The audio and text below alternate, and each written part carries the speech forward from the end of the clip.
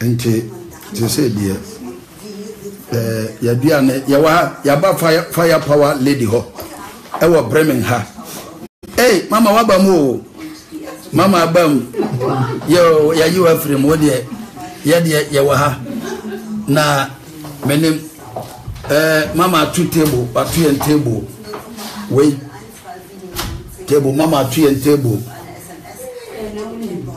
mama atu en table ye ni aduane bia wo we are vegetarian for yaduane vegetarian for yaduane aha anambia nim vegetarian for yaduane ana ye share hayi wa hwa mama nyame hira no mama be ma ye table bi de asi ha na yaduane de ye nyame hira mama nyame hira fire power lady you say yaba so for bright yaba be awurade atu ye pono ewo ye ne yatamfo no aha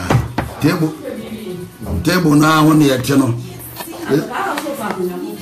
nanka ye de ade atwere no bataye ayo mama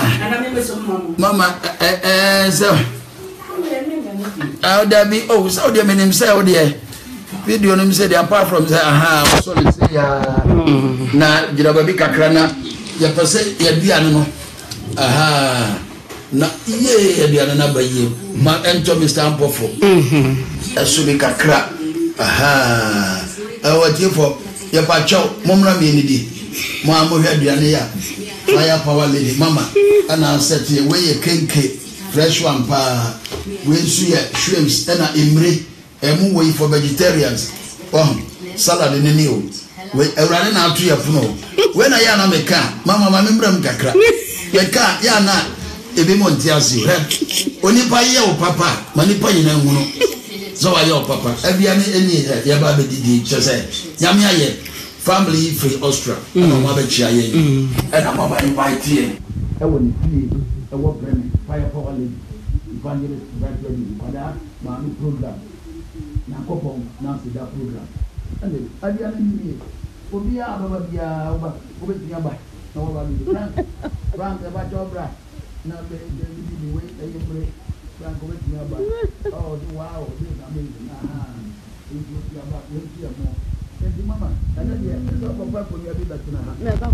Na yawa ayino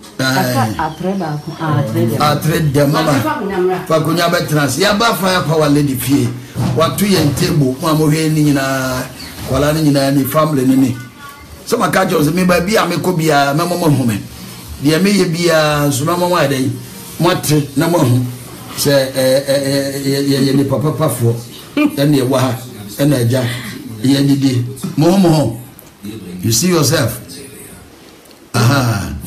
omontere yo yaba yawa we your family EB radio for evangelist bright radio family ene ye share entino yo ya awade ya do as mama me mura bi ene e mura na no ame anti e di obi atimi ba mo mbra me didi awade ya di boja na te ho e wo Yesu bi mo amen amen mama di anka na mi ye awade da wasu he nyame na aye o mama obi atimi mama di bia na de mama mpa kwa mi timi because we kita mo papa nti yanko na ya kwa no we ya salary you can what was ya mo mi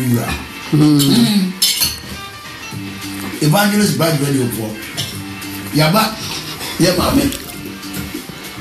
mame pageni ajawusu minister ajawusu the preaching radio so ne here never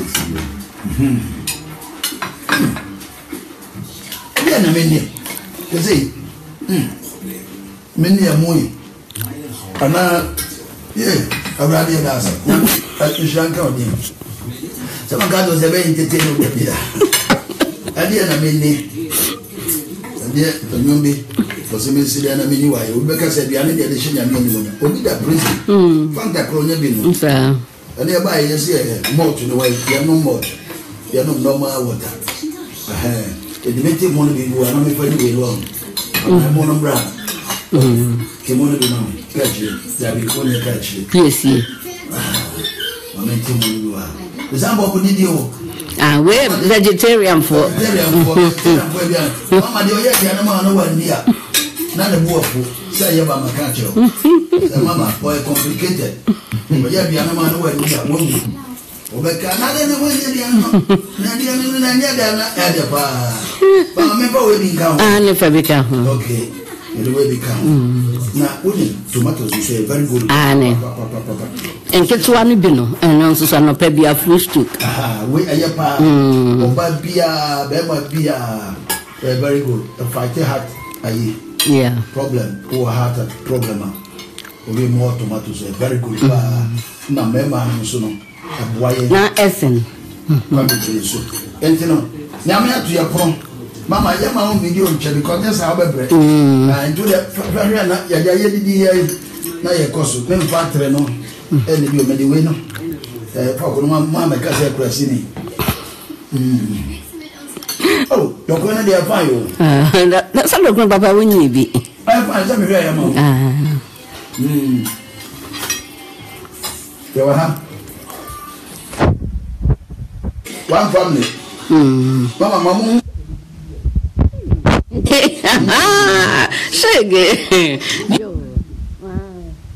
Evangelist Bright na one adopfu a omo free Austria buy Mr. Ampofu one Mrs. Ampofu family one na busianfo Barbara ya papa Evangelist Bright Hamburg on me all night be an continuation apostle continuation for yes all night and almost 2 anamon say almost ever be share all Nigeria be bomb fire dia sre ruade ho adom ni mobro hu omo firi ho na omo yes sa dia omo nua pa nkwada ma me anyame aseda mama agine mbuatin fire power lady omote say omote me kan che me yare kakra nkwada esi china omo be ko mama agine ho na ya ko fe ni pa ban se ne otie enti Mr. Ampofu na sabe waje na eja e wo ho no why na very nice man,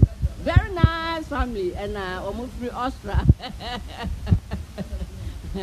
ai abere nkwada we na de bia mo ba Saturday Mr. Montonyo mama me so omo tene no pa mama Ampofu sisters and omo nua ba penny my dear within the say comfort ono so ewa ha Auntie Vero ono so ewa ha na ya papa no a pemu ajude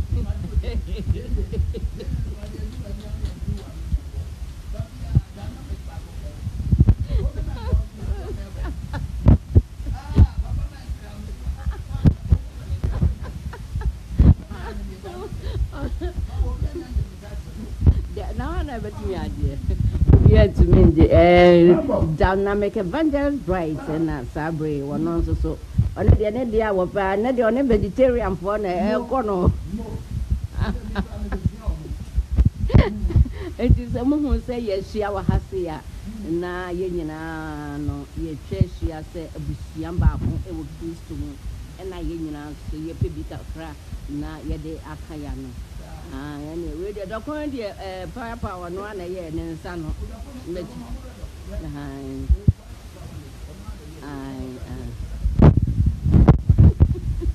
Mama na de ya dokri o na ya mre ya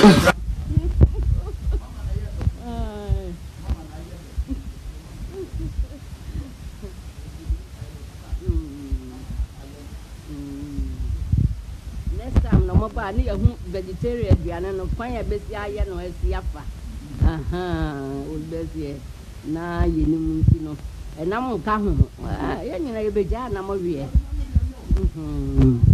beja na wie na ye nyina ya wig muze ni bisa ebeboa ye mama mo na ede mo we die mo we say we bi na nyankopon o de to David pono no o se me to pono wa tamfo pepli anti be no kre mo we bia mo we bia mo we bi na David nyam ene mo no enyanti wo tokra na surabam Nti we dey Uncle Benz ni bi. Na dey wo. Ana na ya na yeto, enu bi na yeto to ne sa be fa ne. Pero mama te mo ni bi ma. Fantini. Obeko kenke. Fantini. Broni bi out at the moment na ohun ni. Asem atu no. Foni prekese. Sa. Kwa nkruma ngwa. Ene ka tinkasi. Dawa. Fantini ba se meriko kenke. Au kenke. Ya da mi asepa. Nya ba bi dia de yi. Ya. Nanka mama ye free kakra na ya de ye wa ha ya mpa batiefo ya da so wa ha ya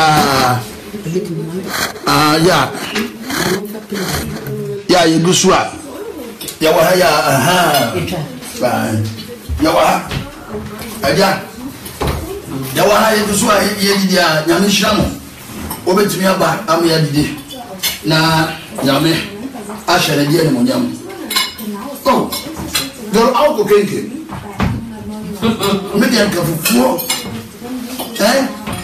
Fufuo pa. Fuo. Ele jinka sen kwan amane kobi. Ana bo se ya bro champion. Because on ka bro champion anamaka amaka dey. Sanchi abi o. Bro champion na me rafi.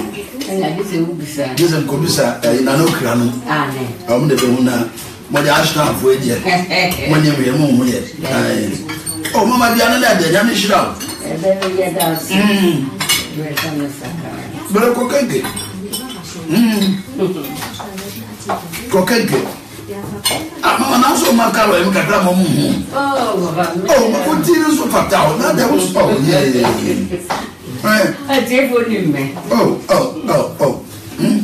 So we dia ya na ye ko ba bia pa mo.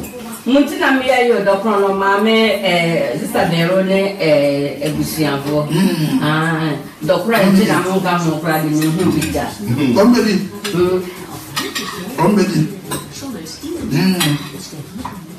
Modi tomatoes mo mama be tomatoes ya pa Akebo ya mo mi tomatoes mo ye so ka hu papa je ne dia wo se me ka ya na be ti wonu me ka be ti no je ne be je mo me pe je ne me wi a isa anajo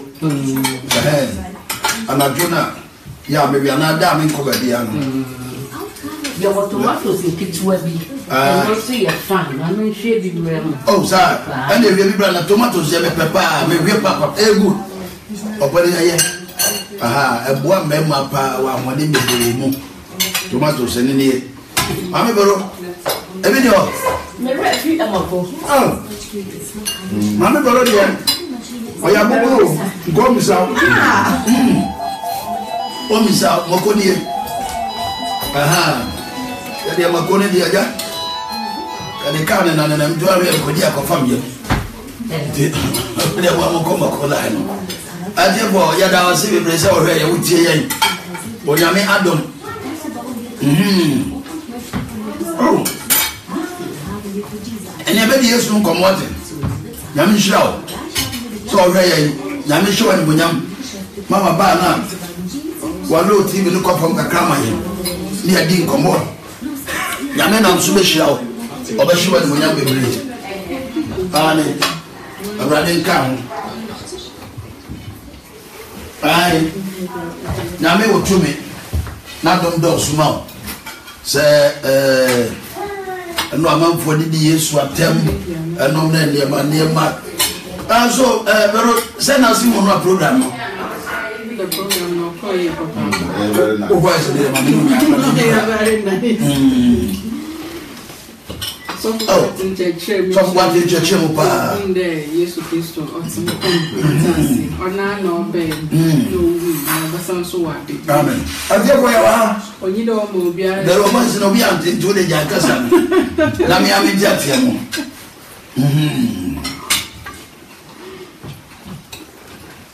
yaba mama fire power in the field evangelist bright radio team ya wa ha if we have been through sabre ya family free Austria and aba ba chia ye no buy no mama so the host nkwada program me me nda bia number 6 nkwada no ba no msi no eso mbe chia mama na e ba ye e puna mama ato amaye no e puru we ya bi na Yakobon to ma David me ya sure because bibia bi wa ha e puru we siman o Belgium o ko to bi mama na eno so na bibia o vegetarian siman oh so ye permit we salad de we no wa yo ene tomatoes no mne makono tomatoes no me oh wow mamba go chiro mo ya mo mi we why tomatoes we cherry tomatoes we bi nie are very good pa nti bi na mama e dey abrami amewi so maka chem se momo de onya de a meyi muhammada meti play mo mama temenka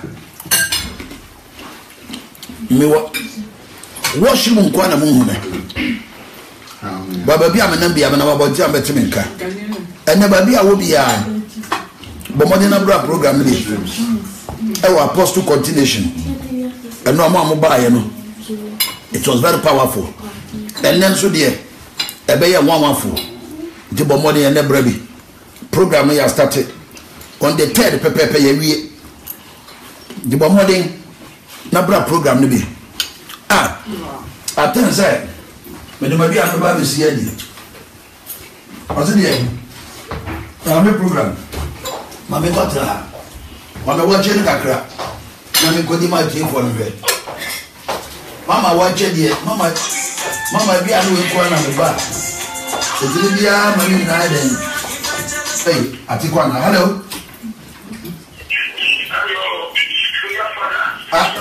meda awo me anka sabe mama je na ho na yaba mame fire power le bifie ana ke ri ko ho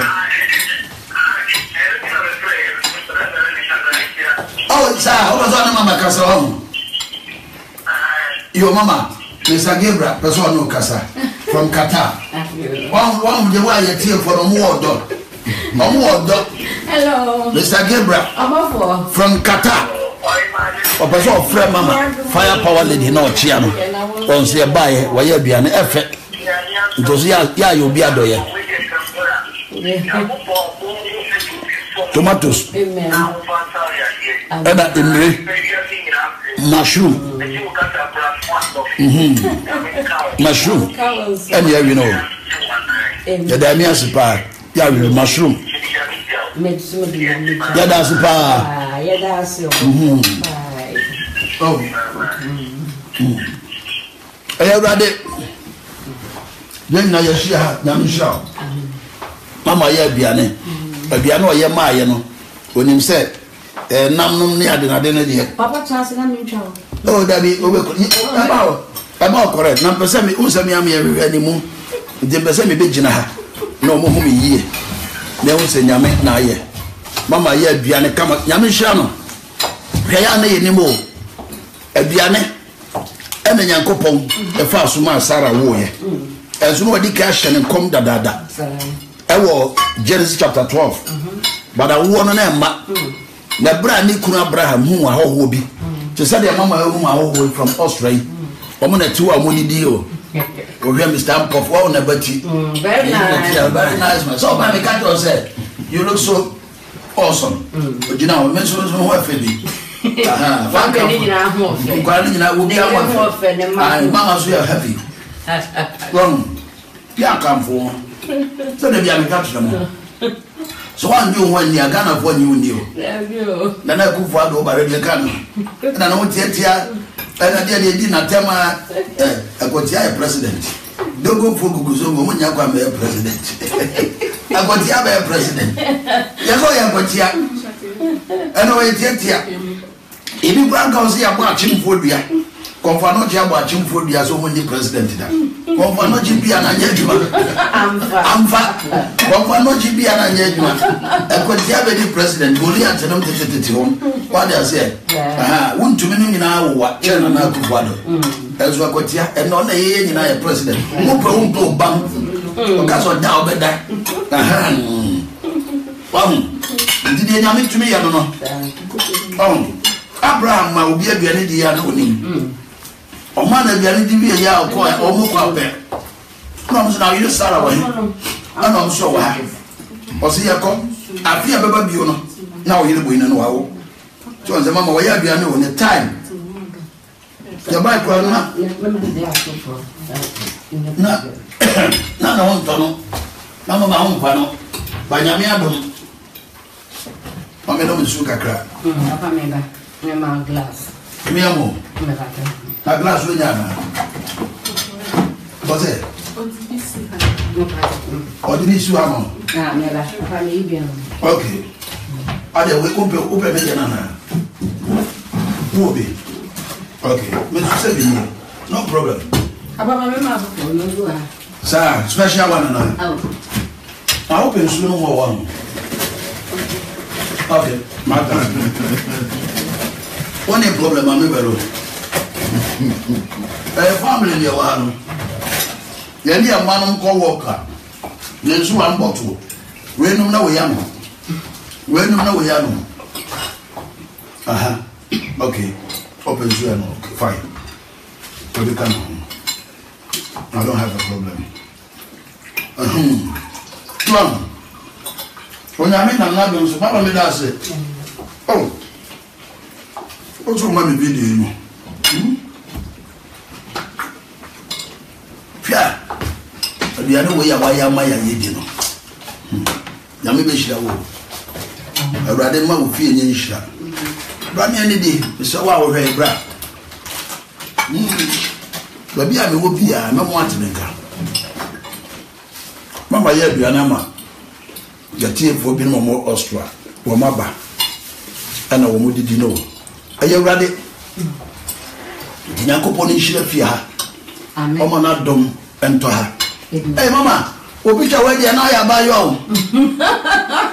Hey, we na no I was say kai eba video emo. So papa won so ne me so so dia na bo yi. Mama on dey say mo hu da.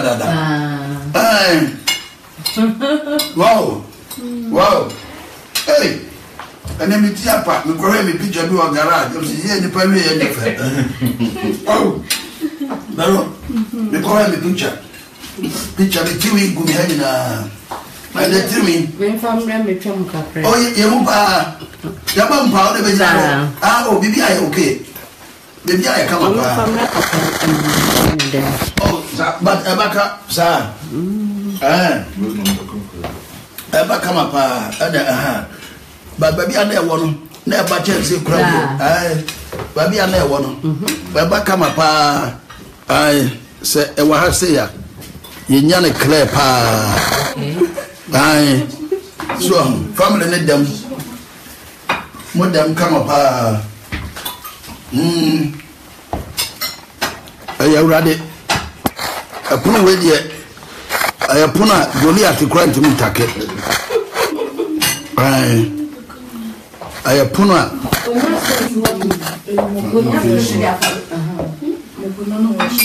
Makona no yashe. Sa no. Mami chi. Oh, yeah. Ah, Tomatoes na sa. wo. Me try tomatoes in family. One your original Fante. Oh no. One your original Fante. Oh, you fake. Original Fante is Makwa no issue. Ah, original Fante be at the Makodia. Tomatoes. I'm not going to show cry. Yeah, I'm Fante phone. Yeah, Fante phone, dear. And then two. And one lady. Cover Kafra. So sharp. Oh, I'm going to be facing the Corombo. So we are all Brucia. Oh, yeah, all Brucia. Yeah. Yamena Boa, Yawa. Ghana. Macon Quine. In school bar at our Macau. God has blessed you. Empo. Don't worry, Mama be a leader. In school bar. Ya Kaupa and a Trimaco. Oh dear, to school. Something go school 2 times. You go school 2 times. I'm breaking a master. I'm breaking over the other battle. They are back, makono on sa right na the true na no na o hem o kwa woni ka ni na ro na kitam na o ko mpiko o da ya wo ha complex na o re oven ama brocha nka oven kura ma ho bi na oven no wa ne ko pa electricity na ko tuaka yo sawe ya wo ha makona no acho me so ba pramodo ya ba pramodo akoka de makona no acho ma pramodo yo ya klara pramodo ya goda pa me so ba pramodo o ka tio ma wa akade makona no acho okay yeah na mi chamo Samora yen na ye di na mo de mo pa ebo eta ye chemu ni bin kama e wo mama fi ha na mi sham Samora yen ya da ya mi asa se mai bam se dia ono da pedo kuno na mo fama ne do mo pe oh mo fama na pedo kuno o pedo kuno we say we go straight we mama yini ya ma ya die we come up I'm do mo bro we bi ande papa bi no to nsefofo e wo mikro nsefofo ni do anwumra ya na ekono ana ekototo bia na ebo ba anwumra e pa wan edu ba ya yi na obi ama mento bi na ebo ba 7 o'clock o go bi o zo mai o zo bi ama did I carry a no good yo?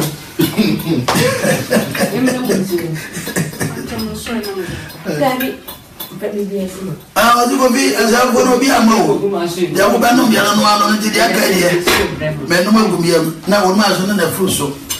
You don't want to tell yourself for no while, but whenever I'm here, and could be half for you. So say, will be a time with you, Menoma Gumima. They've been in the Mama ye. Yeah, no. Or the more shrimp Mary William. It was a name me. We are quite yet him. Baby, I would be a humble, who are him from. But what is a net or Baba Crusade in the me. And net a bed chair and right. And net crusade, who are humble, but be a club, baby, I will be a crusade in the Apostle Continuation Ministry. Bra. So for bright year program. But what the number be? Never I didn't find soon. And you, entertaining the poor, make my entertaining. But when it comes to the work of God, no joke. Some people ready so I want to say that they are no joke. Preach it here, no bomb pie by 4 hours. But say they entertain. What was stress? Yeah, no stress. Number from when we be around. Bible say, and 9 minutes be around.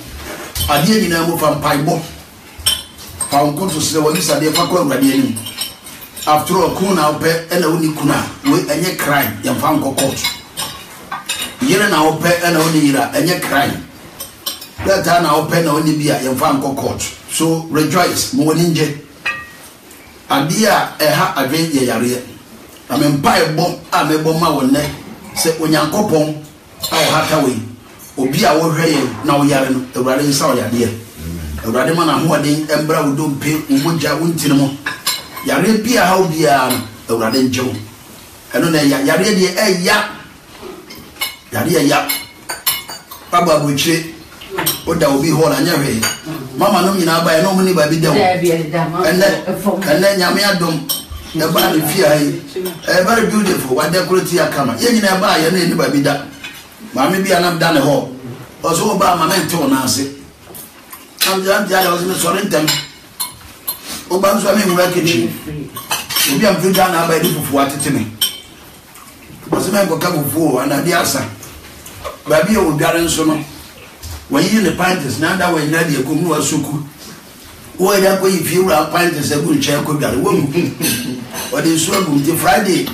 Now I in every that means Monday, no, we'll get up to the India Friday. No. Unya kwa nyare bio or down so sorry or call a in the clinic or so started 5:30 in the measurement point 11 maybe if you're now about 12 in the media I'm a coach I'm what to kubiaru ni TV nso si hɔ ɔno oda ya ɔno na ni TV ya pɛ no aba hɔ ɔba so TV no na ma mo no te sɛ ɔkra ɛde ntoma na katama ni bi ko so light ntimi na bio wɔtena wa hwɛ TV ya bɛ 1 hour ntimi ntumi nda ɔno nso so mpɛ de ba to edi de anya no ba de wura de mbra so ye no yensu yenye ba bia da nti wo bibia wo namu bia no men hu sa kachi awurade nyankopɔ be bi kwan de ma wo awurade be hye wani monyam amen so bia ye wedding na thank God for that person emo wani mre de ya ye no wedding emo wani mre de ya wa wo ba na woni ba ebra wo time meduro no wo be won tafo wo ba wo triplets na twa wo ha no da gni na so the Bible say ma wani nye wo mu a wo mani agye ho na so bi wira ho a woni na wira enye den engumom e mo wani mre de o drive powerful car e bia wo brebe so no wo be drive jet wo be talk jet e mo wani mre obi a wato de fie e bia wo bre so a wo be talk afie that is plural na me e wo kwan a o fa so hira obi a and never give up and papa da and kasem tia ho na me bi o so for bride be nyame a mo me kura nkaye and kabida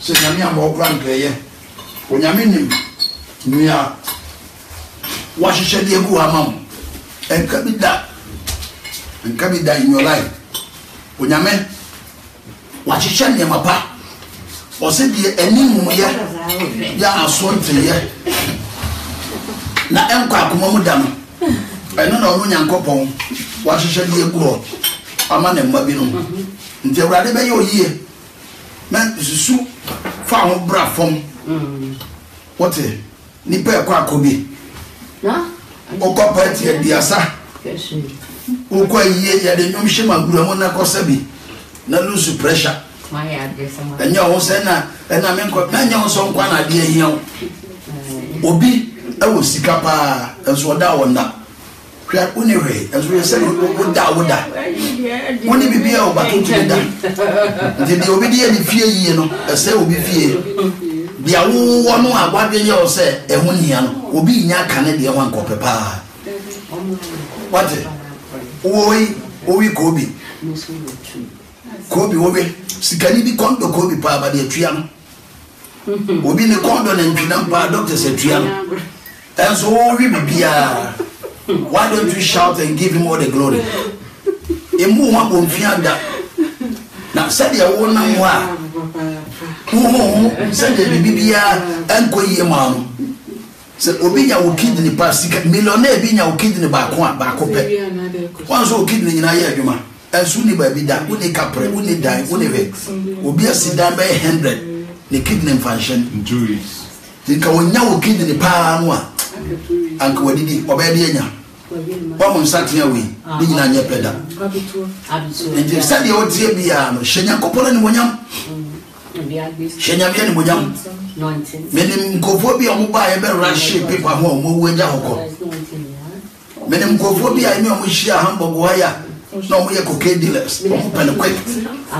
gri ebi mo de collection wo mo ba bi o mo wu kwa mo obi su ko Holland o ba na ye che no ya gene papers de ya de to mo ya gene papers na de ne ko ade ade na ha wa bunyankopon kete na uhu nipa o te hwe na sa we mo de asuo mu ye ya ben obi hwe na bete de ekoso na brabom ni ahu no da kakaka mu a wo kwa wo ba wa benye o se o de onam fom nyame ne wani ne yie no ben millionaire bi ben sikani bi na o ben no a obe ho mama bejina me nche na fa plate bejina na obi awe plate bi mesro bejina me nche ba ko bejina me nche mama bejina ya say ya de awie mama pack plate ni nyina o de ko nyankopon nhira wo awurade nyame onka ho onfa na dom ento so nyame nhira wo oma wo kwatenten o nhira wo ma na o nhira wo kunu awurade ma wo abrewa enye se madam Teresa said o de anadoya obeye ye ntino awurade hwe ma ni nyini cheye na ofiri wiase ma the whole world obi ayam hye no sana ewurade enye wo ewurade mpaja mfo mfra dum kwa dum onka wo kwanda nyina fie ya yabamu a waye aduane ama ya bedin ewurade mfa nkai wo so do kai Sarah ma ne wo Isaac no ade biara ya wo ha wo dadwen ewurade mfa ma wo ewo Yesu dim amen we ya meka bono ya mere ye endo do vo tie wo se de wo mu ho no ubu ho bo fia wadwen ye o se ne ma kachi hwe wo nam ho no obi nya waye pa ndi sonta mi hu nkrofo bi a wo mu bu omo abam wo obi no wo ska no obi da kakaka mu a wadwen ye o so akachi hwe minim sikani bi wo mi kromu a ono na me sika na nya de ketwa but e duru time a wo be wu no doctor for ka che se ma ne ntena ka mu da doctor for tua ne aduane e wo wiase bia ye tua no aduane a ye hwehwe ma no se wonni eye tablet enti tablet no ona ma ne egune polythene bag ni okwa ha ne ha no wayi bia mene okwa ha ne ha no wayi bia na sika gu save mu kai esi ho enso doctor for se men fro kai doctor for se men ne aduane bia kontomre kwa ye tua no aduane e hwehwe ma millionaire no so ni eye tablet na wonom nsuo tablet afi kusua yok na wono ya mane ye na ode mo ebi afra na wanom menua ewi aso ya ye wono di obi di ye ne fie yie no ese obi fie na abrabo na hyase enya de no na awieye ye nyina ye gina ha ya wo hwe me gina ha ma wieye menim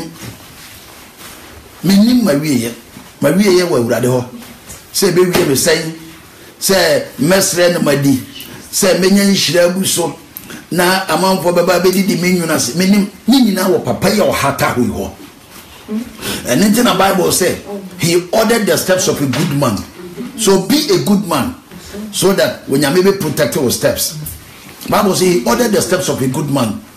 And you know from brother ya kan nyina no edu ba bi na wantie ni ya wadwe bere say oh I am joking me no share you know me ya software I entertain people me person di pare ho o wira ho a no ma ba be entertain no kakra no say preach for me beginning no say a different way now na done because me person who say we ya software package me nyina ro mu obeti manipa ni age edu time I preach be serious and preach edu time okwa yi a ye serious ese usu a cry with them memia ewieye the beginning of life is not hard but the end Bible so see a hand time for kwan na wadoma ho brasefo ene wo hweme na wo tie me a sa hand time bi wo mu na made bi ekura wa bro ho ase o obi o de electricity ba me kurum for the first time 1973 edu ba bi na etwa ne kaneam edu ba bi na oda garage obi o de kanea ba me kurum edu ba bi na o de kanea ba kurum no onya kanea mu na ohia be mene no enti abrabo de abrabo bia o pese ekoyi a ma Yesu Kristo me your foundation so wa mana me your foundation now my American passport be your foundation na o ma enema binom e be your foundation you lose it we betima lose your passport one day passport no yare oda ho a osuma na wonko sabre ya wa hoden de we betima asuma passport no kwan ya be fa so abesuma ne ne o frefie fo a adu amukoda penti dam yo ante ya ko omugo shama so bi airport na fa yo ya ko but they do tell na passport na yemre eno ne wu ni padua no wo kasa obi amfa bio because that we need power we need power to command anybody o da ho sata na o passport na eye wo no why you weak untumi ka hwebio untumi nso obi abio sata me ya declare woni hwe ka woni bibia ye bio ntodofo sabre ya ewurade adom ye gina ho ya moja edi mu afusani moma yemfa buo ma nyankopon yemfa buo ma nipa bia na ya hambo ye ho na onyame apagya ye Bible so see a hand time for kwan na wadoma ho brasefo menim nipa bebro munya ska no pagya o mabati enne de ombedi kura no aye problem de ombeda kura no aye problem Into the for me too for. Yababe did your firepower lady fear. Yadidia be yeshiran. Yababe cover 2 hours teaming so me being as a man of God and as I come to Abraboso. Na memo when it does so. Say any that's when ni American passport to mo. And that's when ni ufi no anywhere German. And that's what we nipa back up pemo on any yesu. And family said in conformity editing a term of Facebook. Now in conformity can never be a yesu no. A come back up pen of it my first work of heaven. Bible said in Yankopon do we are sinning. So then a double back up. I don't know ye yesu no maya. So be obedient dino. On your no dankwa. O can John 14 now. Yesu se maya koma entutu. Na mo yenji Nyankopon ni. Na yenji ono nso ni. Na trambia bebre e wo na jafi. A wahihye de amaye na. Obeba be fa yende yakọ daache. Odofo a wotie me. Ehe na apeso otena. Obeso ka America. Obeso ka London. And now my young found call hospital operation room. And my doctors in Kase a 50-50. And son what bow some say ready home mobile. Sabre ya moje do move through sunny no. So what now my by 4 a conkawa. Uji a bayade. So what now am I one money a capture now for radio bejo. Now so Jia bayade. Ube pay the price. Price also triama ahomone no obetua nti na Bible say kai wo bofo e wo mrante bremo ansa na dabone na dru sabre ya me no mie no wo ho aye wa hoden e no say ye come for grade na ye jan krofo bi utie wo mo didi Yesu atem o mo kan sem bone South Africa no na mo ye bisa ho se mama e no me ko da na me say me say na Yesu kura wa ye dan ya wa me bisa wo me mouse a question we Yesu wa ye den oba ye wa me fan krofo ayire te say ye na ye fan krofo ayire yo Yesu apeteji ya na ebudidi wa me bubi nkwase ade ya na ye wa me ye bi ono na aba na oso ye Nyankopon ba. What is your problem? Answer your attempt. Yesu I would why be sansa na Yesu kra wa ye den ade ne yamfa religion ento nchen na ye ni papa di papa na wu di papa chi amane de obe ha wo de babrabo papa so ye konfo wo ye hwan yo wo de yamfa religion bia yamfa nto nchen di papa ba Nyankopon se menya nyame foforo nkama nti wa benya nyame foforo akama Nyankopon se obekun obejejo di papa sum Nyankopon wo de sum Nyankopon wo di papa na wu na heaven bi anywhere e de ba de na walusu ni yenjai atama yedi Yesu onye ready na wayo me bright me na mjia na msi nyame afra me. What is your problem? Say me ye fake ya nyame na be kum later ana me ye correct ya nyame na be mama setena papa daache so me na me gina ha ana me si nyame afra me nti atama wudi and say what is your problem? We say Imano mama good afternoon or please invite me to your kitchen one day your mama so be invite you so me bright me na me gina na msi nyame afra me nti o problem is saying attempt and say any attempt Yesu na so ye Nyankopon ba ana so ye wo kramoni ana wo ji Muhammad di transikom Kristo ni ji Yesu ni transikom. Let life goes on. Your business. Mensuminye mi business. Warye. Se Petro na beton wo. Se Kresi na beton. Tonwa de.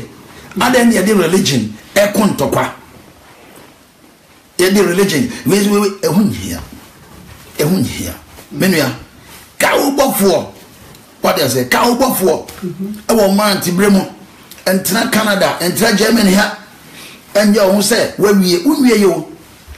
Me ko ba bibi ko hwe nkrofo mo yare na nsan na me kwa old burgers o mugu o ntumi nante o mo yare gu o nya ni paketoa kane no jare gu o mo ha o mu hwe krofo ayire na o mo ko na o mo ba ene wo mu nyina break gugu fom odofo sabre me kampu Yesu ama wo hwe yie emfa mo tutu obi ho obi fia asem ye soronko o so de different soronko kura ti hwe yie emfa wabrabo nto chacha ewo Germany ha emfa wabrabo nto chacha ewo Canada na UK ha hwe omo yie na wiase wo yae wo no obi a wo kwan obefa so obi firi wiase we mu ka bebo obi play be kum obi ba be kuno obi nso be yare wu obi nso ni mfie be me no obeda a ade e be che no na wawu or die be die the here no say judgment day no obetume gina awurade anim na wakatua no o kan Hebrews 9:27 wo say twa se nipa wu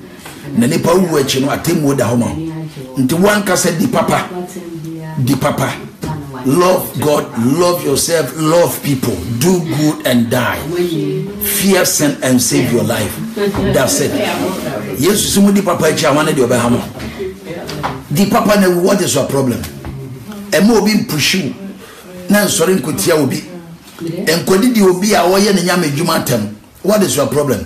Also waje bosum dia je obosum di obi so waje Muhammad dia onje ne Muhammad ni obi so waje Yesu dia onje ne Yesu obi ani ne lem yenko nipa ba akopɛ and one right so be bu yaten ono an onyankopɔn so yenja ntokwa ne yenja de keka hona yensum nyame ne nyina menua nyime ne nyame be hirawo me baba ezotew se wo betie me na wa mo wakoma bafom na wa bobra sade e fata oni papa wane de obehaw ka wo bofo wo mante bremo ansana na bone na du entena ho enkoje report mfiri doctor ho na mbe ba mu nkire awurade wo bra ukro obi yere tomom entena enkoje bad report mfiri doctor ho wo bra butu obi kuno so sabre we ne bra aso kaya awurade ansana mrebone na du emma Satan nchew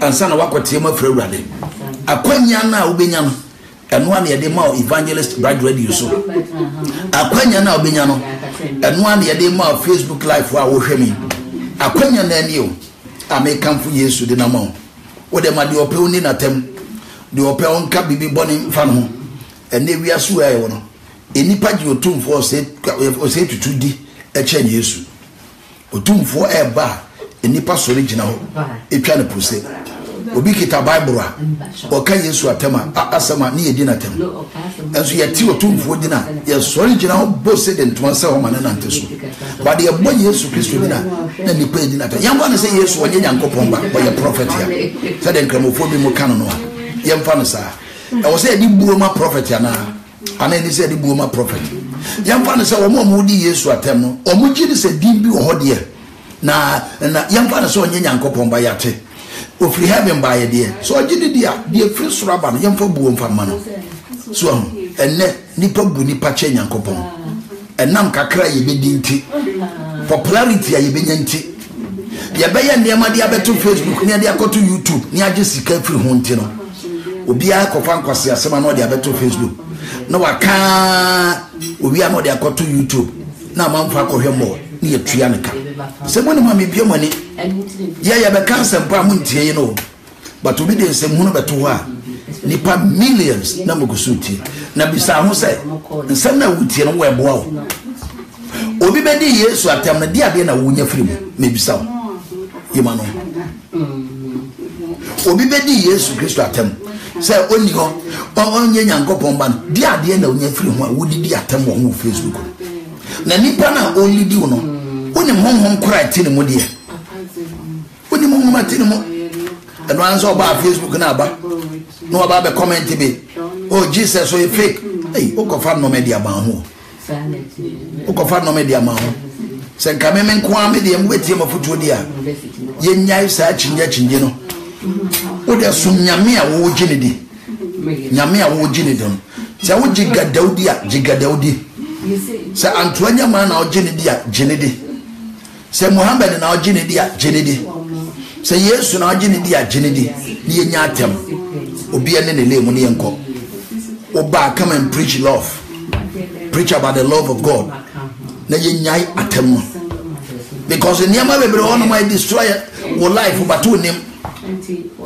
di papa entra o ma Satan chew abrocha na ye wo so obi timi babeka no wadi so for bride atem gakra na okọ me gina hai wa wo tie mi o se wo home na maje offering wo ho o wohome na ma je title ho me dia se be gina ha na ma preach ma show nkuran se ne da so ho ma de wasai enzo still di matem on se betia brochira ho betia me ne ha mi kura me nkrata ewa ha.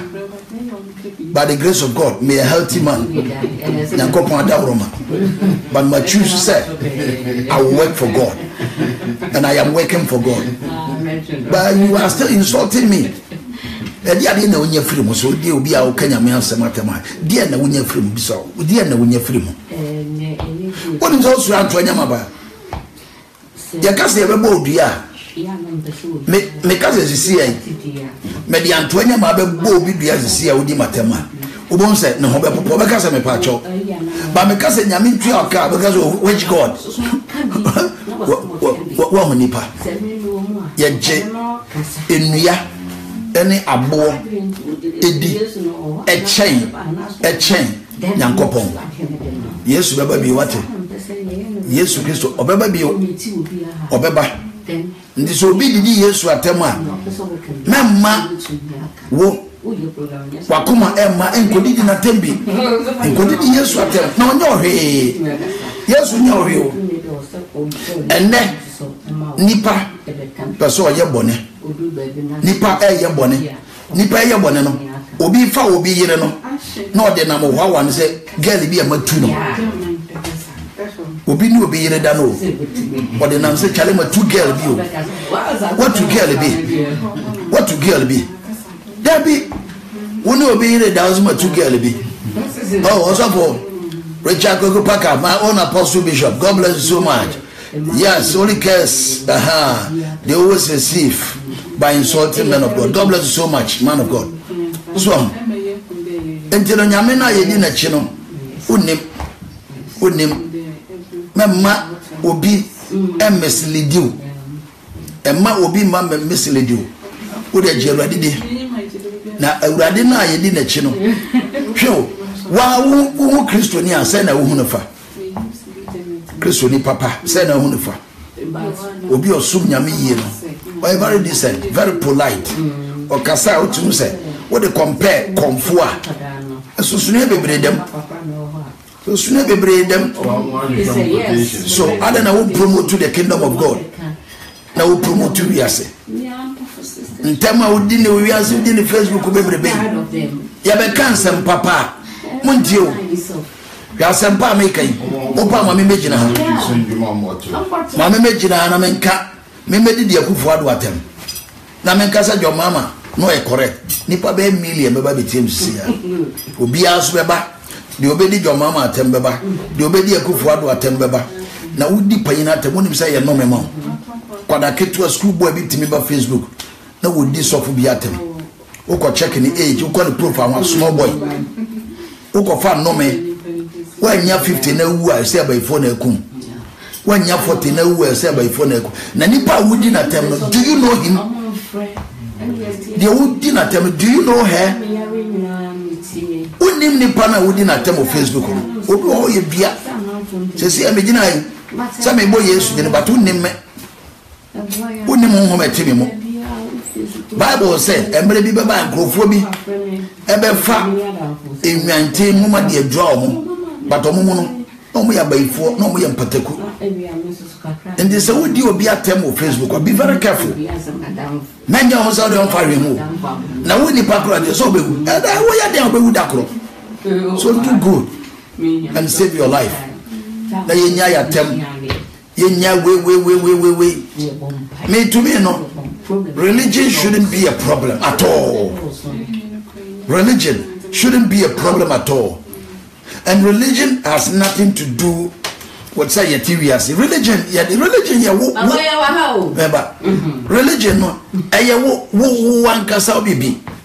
religion shouldn't be a problem. Oh ni pagina me dey me ho because me kopa adwuma me nkokasa me kremoni ntifa me ena me kopa adwuma me nkokasa me Christian nti me pa adwuma me kopa adwuma me do me pa adwuma and the boss won't ask me are you a Hindu, are you a Buddhist, are you a fetish priest or whatever, and man said or hwe me na wo pa me no afọ adwuma. So I think that people should learn more Say religion shouldn't be our problem. Religion is nothing. Religion is between you and the person you are serving. You have choose to serve. If you have choose to serve Muhammad, it's between you and Muhammad. If you have choose to serve Jesus, it's between you and him. It shouldn't be a problem between me and you. Serve your God and let me serve my God. Why are we fighting? Why all these insults? Why all this struggling? Religion has nothing to do with the cars we are driving. Religion has nothing to do with the beautiful women we have married. Religion has nothing to do with the beautiful children we have. Religion has nothing to do with how wealthy we are. Religion has nothing to do with the shirt or with the trousers I am wearing. Religion has to go with you and the person you are serving. What do I say? So serve your God, let me serve my God. Talk about your God and let me talk about my God without any insult. Why are we fighting? Radical Muslims are killing Christians in Nigeria. Some pastors also are preaching against Muslims. Some of us are insulting Muslims, and some of the Muslims also are killing Christians. They are burning churches. What kind of this nonsense? What kind of this rubbish? Believe the man you are serving. Let me believe the man I am serving. Let us work together. Let us do everything together. Believe in your Allah. Let me believe in my God or whatever. China don't believe in Preko, and they are still there. They are making it. A Christian folk believe in Jesus, and they are still there. They are making it. And Gramophone believe in Muhammad, and they are still there. They are making it. So why do you want to kill me? Why am I insulting you? I don't have to insult you. You don't have to insult me. Believe in your God. Let me also believe in my God, and let us live together. I remember when I was in Ghana, we were all living together. They drew a chivia, do Christmas, the biscuit, crackers, we were living in peace. But now, we are Satan and ma. Somebody in Tokwa. If divisions, if the years were them. I'm a buffet number. A dimpa, a dim, she dimpa. No, the years were them. No good Muslim will insult Jesus. Kramoni papa be a tete noa or tikoras will never kill a Christian. Only the stupid ones are killing. Only the fools. Only the stupid Muslims are killing Christians. The good Muslim will never kill a Christian, because Ishmael and Isaac, they were brothers. We have only two religions on this earth, Islam and Christianity. So only a foolish Muslim will kill a Christian. Me, I will never preach against a Muslim. So I believe that no Muslim has a right to preach against me. I don't argue with a Muslim. Some of them are my friends here in Hamburg. I have some, my friends, I'm telling you, even in Germany here, the number for about 80% are Muslims. 80% are my Muslims are my friends here in Germany. I have nothing. We don't fight. We eat together. We work together. I don't have a problem with. When I meet them, we don't talk about religion. Because what I believe, you can never force me to believe what you believe. And I can never force you to believe what I believe. It's a matter of time. When you're men winning nipa, when you're men a tree nipa ban in chain, and you nipa, ya kasa, the abatona come so no wafa. So we enjoy tokwa, and I mean, wait. Na yai Quran, baby, ye be anything a Christian for them. Na Christian for you, Bible, baby, ye be anything come for them. Yantina, very harmony, yantina, some yantina peacefully. Serve your God and let me serve my God. Whether your name is Abdullah Muhammad, love me, my name is Bright, or my name is Christian, whatever, love me, and your name is Abdullah, I have to love you. Let us live together. Let us throw this rubbish religious mentality. Let us put it into the dustbin. It's not important. That religious mentality is not important at all. Serve your God. Let me serve my God. Let's work together. You are a Muslim, you are a bank manager. I am a clerk, I'm a Christian. Let's work together. You are managing director. Your name is Muhammad Ali. I am your assistant. My name is Isaac. Whatever, Isaac. Let's work together. We don't need to fight. We don't have to fight. Leave it to God. Let's leave everything to God. That's what I said. Only a foolish Muslim will kill a Christian. Only a foolish Muslim will insult a Christian. You don't have to insult me. I don't have to insult you. I will preach what the Lord has given to me. You also preach what Allah has given to you. We don't have to fight. You don't have to burn my church. Why do you want to force me to follow Allah? If I'm not ready, once I'm not ready to follow Allah, I don't have to force you to follow Jesus Christ if you are not ready. So if I hear some guys, some rubbish guys in Nigeria, that place is fake. What is genuine? You don't have to force me to follow what is genuine. If the thing is genuine, I will come by myself. But if the thing is fake, you will force me to follow it. If the thing is genuine, why do you want to force me to follow it? Why do you want to force me to accept your religion if the thing is genuine? I don't have to force you to believe or to become a Christian. You understand? So me, I don't support some other Muslims. They are all fake. We have a good Muslims. They don't insult. We have a good Muslims. They don't insult. Me fear me see no me krom. Onipa odi kan e de ne nkrofo koda o yekramoni Yakubu Asna for keeper o me krom. Yakubu Moro. He's a Muslim. But my bedroom, I'm in Dahoda. Ono, and then the players in Kramofon Kodao. And people call me and they ask me, I say, what is the problem? We were born together. I grew up with Yakubu Moro together. I know the mother and the father. We were like a family members. So what is wrong with that? But the fake Muslims, if you know from Arabs in the church, fake things to crucify, to kill, to butcher every Christian. This is rubbish. Believe in Allah. Let me believe in God of Abraham. Why all this rubbish? I think say in life, you know, young for religion. This young for religion, Tonchai. Young for religion, Tonchai. When you come to Germany here, you are not Turkish in a year, they are Muslims. What do we call hand that? Me and Madame for so for Parabi. One hand, baby, or you're sorry that. Cremonina de Danamano. Oko Frankfurt, Madame was so we have a dunya. Not sorry dying, Cremonipa Imam Nadana Mano. Because that Imam understands the principles of God. Ishmael and Isaac, they are from one father.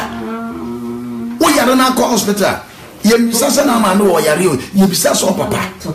we are family members. Just say misunderstanding me now by them. Say we see yes here, Nyakopomba, we see a prophet. So if we are not stupid, why do we have to fight? Atadia Shami red, also say a green, I don't know what's here. Leave me to wear my green shirt, wear your black shirt. Why do we have to fight? The tailor will come one day to come and what? Testify. Say no, red shirt and a genuine, black shirt and a fake. So why do you have to fight me? Why do you have to kill me? Why do I have to insult you? I don't have to insult you. The tailor will come one day to come and judge both of us. So love me and let me love you. Let's throw all these rubbish guys from Facebook. Maybe I want to say Facebook before and check around Betty Tum. I say be about Facebook 1 hour be and then charge you €100. After 1 hour, we'll be €100. That would be nice. Yeah, we are about Facebook. Facebook for charge it. After 1 hour, you have to pay. I'm not trying to kind of rubbish to convince people. Maybe the yes to attempt. Yes, we are comfort. Yes, we in a kitchen. Yes, we have a crank kawaba. We in a kitchen. What the hell? What the hell? What brand new panel would you know? Won't quite warm Kurano. Home now, home Kurano. Home a bit must see one touch. Home now, home. Who quack that and Nana will quack that Quran. Who bet him the following day? You bet him up about no. Don't fool yourself. Don't fool yourself. Somebody created you. The air that you are breathing, somebody created it. Somebody created it. Somebody gave you that mind, that brain. It is somebody who gave it to you to think and to talk about the greatness of that person that you are insulting. Don't fool yourself, my brother. Every plane you can die at any time. When you have opportunity, talk about the Lord. When you have opportunity, promote the kingdom of Jesus Christ. When you have a platform, don't use your platform to blaspheme the name of Christ. Don't use your platform to destroy believers. Don't use your platform to blaspheme the name of God. Manavo, sit down and think. Satan is very clever. Satan is very wise. He can empower you to do great things for him. But at the end of it, he will kill you. I'm telling you, don't use that platform. So I am against anyone who is giving those people platform to come and destroy the names of the Lord. You are giving your platform, the platform given to you by God. You are using the same platform to interview people, to bring Christians down. God will punish you. I was telling some people, say, Mama Joe, when you go bet me bless you with money. But when you see Sikani here, when you go pon krona bet mama yaria be bon. Now the Sikana sa ho yade wa bedani hiani. When you go pon bet mama wisdom, I'll bet me as can making great impact. The good time I'll be exalt to ho. Ube ho so ni Yankopon peno. He can turn you into a goat or into any animal and then to remove you from man and send you to the forest. He did it to Nebuchadnezzar. So our platform, be very careful the way you are using the platform. Don't use that platform to blaspheme the name of your God. Somebody created you. Manafo, and number one Facebook. Jesus, you people, you are digging your own grave. You are taking your own grave. I'm telling you, when your platform, when you were cast and pan, Facebook could do yes, what did you get? When you have more followers, how many people are listening to me? How many people are watching me? Somebody will come on air, sit here, and then begin to blaspheme the name of God, and millions of people will come and listen to him. That is what you have to know where we are going. Satan, he has power. On this earth, Satan has power to destroy. I'm telling you. Because look at Revelation chapter 14:7. Bible says now corner by heaven. Satan and Juma and Trotina did not change. But Bible says soon be by heaven. Now Sassy where do you live? Where do you live? Are you living in heaven or on this earth? As long as you are living on this earth and you believe in Satan, he will bless you with money, with favor. But people that love Jesus Christ, they don't have more favor. Disappointments, failure. And because if we are seeing a timono, a gay for dia, we are seeing a timono, a lesbian for dia. Me koye more restaurant baby. Me chef we gay. Kitchen what the man no way gay. Asem bia no ameka na menya favor. Although me a true Christian, but no me need favor. Abia bia beba me ko chef na nimu bia gay for ni di kan ko pa. Me me de na zero bia ntie. Kitchen ho ame wo no me need favor ho. But me a true Christian. And he said, Onyame anya wadom abeka se urade. Ada na me friend member, me ba me bomb pa ye na me be do me chef. Me chef reject me. Bibia make bia me chef untie. No, we chef untie. Because Bible says, mamu no wiase. Ene niema wo wiase. Na de wo wiase bia na ye honam na ni wa kono. Inflaja na ifro bonsam. The sense man just say to ndi. Na me support to gain, you know. Me chef for Jimmy. But obi obeye adwuma ho ame me ye adwuma o jam no obai we genti no o kanse ma na o mafa me kanse no mo turo me kanse chef me na ne kasa pe na okọ edu ba bi makatua kra no wa tua wa na rough kopem se bi jae and the yes way Satan dia edu de opa mo bi megina the same platform ya me kasa so yi na o medi bi Yesu atem na hwe ni paduru etie me na hwe ni paduru e baba betie no Satan, he wants more supporters. Opa be a sorry ne. Never a duo kwasha sorry gate na no. Ubo ni pa domo binya. Na ma so fu bi nyina so preach pa konkon ye to say dem preach here. Eye real solid word of God. Ma sorry no bo say ma struggle with 20 people, 30 people, 40 people. Or bo say be ko hande na say atia ba 30 or why ko hande na 2 and na atia ba 40. Because if you are a genuine person on this earth, you will not have a place. Genuine people don't have a place on this earth. Genuine people, they don't have a place. Genuine people don't have a good wives. Genuine people don't have a good husbands. Genuine people don't have a good job. Genuine people are always struggling. Genuine people are always sick. And fake people are so healthy, they are so proud, they can buy champagne, one bottle of champagne for $3,000, and genuine people cannot have even $1 to buy one bottle of malt.